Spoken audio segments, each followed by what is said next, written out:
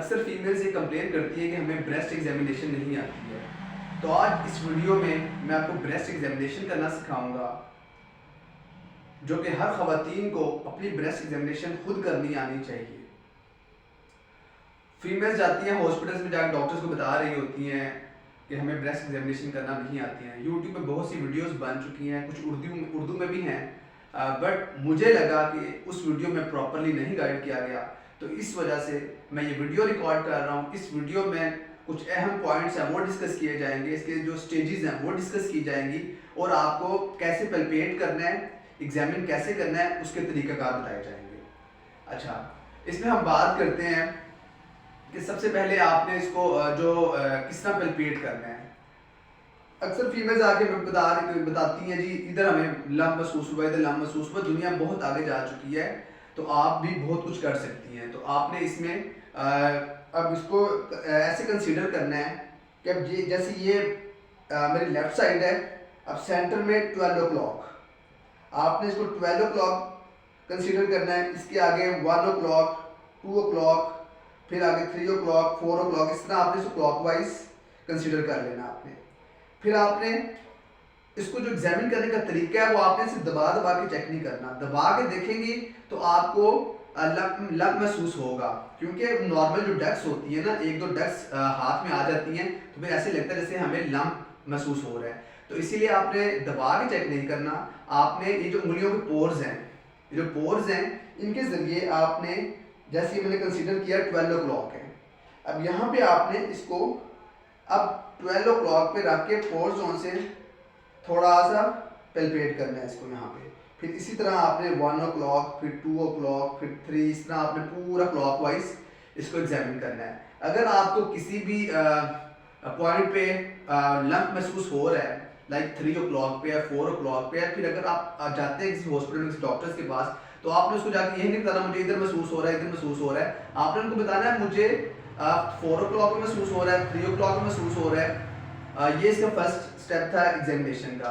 अक्सर फीमेल्स को पीरियड के दौरान जो उनसे लंप महसूस होता है फिर चला जाता है, तो आपने ये चेक करना है इसी तरह से क्लॉकवाइज करके कि आपको किस पोजीशन पे पीरियड्स के दौरान लंप महसूस होता है। ठीक है, अब इसमें जो सेकंड पार्ट है, सेकंड एग्जामिनेशन जो आपने करनी है वो किस तरह करनी है। आपका ये जो पार्ट होता है एरियोला जिसे कहते हैं, अक्सर फीमेल्स का ब्राउन होता है, पिंक होता है, इस तरह डिफरेंट कलर्स होते हैं। अब ये जो एरियोला पार्ट है आपका निपल्स की सराउंडिंग में जो सा होता है, आपने इसको इसी तरह हल्का सा पोर्स के साथ पैल्पेट करना है। दबाना नहीं है। अगर आप दबाएंगे तो आपको लंप महसूस होगा। मैं बार बार आपको बता रहा हूँ, दबाना नहीं है, सिर्फ पोर्स के साथ आपने उसको प्रेस करना है, पोर्स के साथ। ये अगर आपको ऐसे लंप महसूस होगा तो पता चल जाएगा, अगर आप प्रेस करेंगे तो फिर आपको लंप ही महसूस होगा। अब इसमें जो थर्ड है, थर्ड जो चीज़ है वो आपका जो निप्पल है उसको स्क्वीज करना है आपने। अगर उसमें से कोई भी सिक्रीशन होती है तो आपने फिर डॉक्टर के साथ लाजमी रजू करना है। इसमें अगर आपकी जो इसका फोर्थ पॉइंट है कि फोर्थ कैसे हम एग्जामिन कर सकते हैं, चौथा तरीकाकार कौन सा है, वो आपका ये जो पार्ट है एक्सिलरी टेल इसको हम कहते हैं, ये ब्रेस्ट का पार्ट है, एक्सिला में होता है बगल में। फिर आपने वही पोर्स के जरिए इसको भी पैल्पेट करना है। ठीक है, यहाँ पे लिम्फ नोड होते हैं, वो मैं बताता हूँ आपको।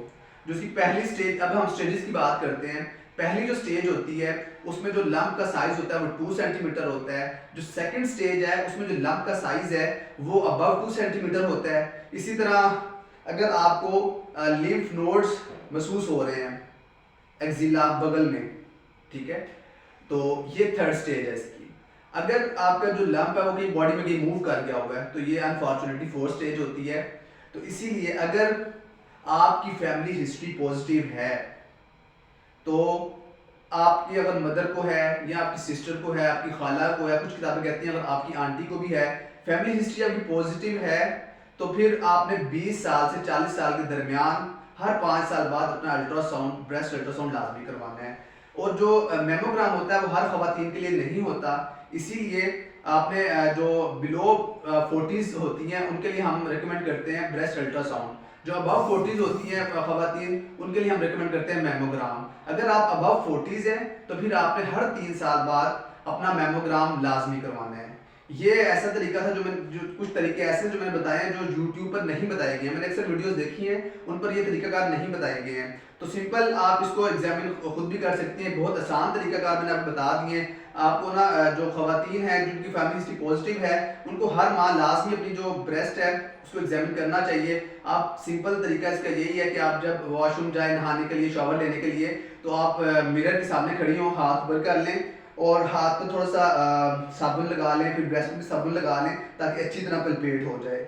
आई होप सो कि ये वीडियो आपके लिए बहुत इंफॉर्मेटिव होगी और कुछ ऐसे पॉइंट्स आपसे डिस्कस किए गए हैं जो कि यूट्यूब पर नहीं बताए गए हैं। तो अपनी सेहत का बहुत ख्याल रखें। जज़ाकल्लाह।